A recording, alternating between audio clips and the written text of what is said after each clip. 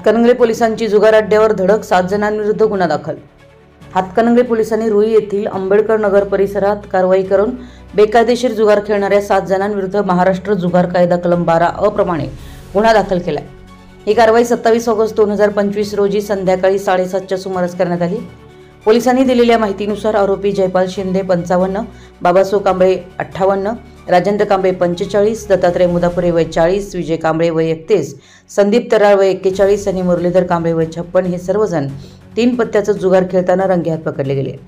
या कारवाईत पोलिसांनी 2,500 रुपये रोख, पत्त्यांची पानं, अंदाजे 10,000 रुपयांचे मोबाईल फोन आणि 25,000 रुपयांची मोटरसायकल असा एकूण 37,500 रुपयांचा मुद्देमाल जप्त केला आहे।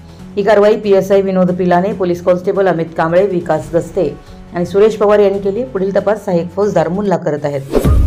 आपल्या परिसरातील महत्त्वाच्या बातम्या पाहण्यासाठी आमच्या नवसंकेत न्यूज चॅनलला YouTube वर सबस्क्राइब करा आणि बेल आयकॉन प्रेस करा।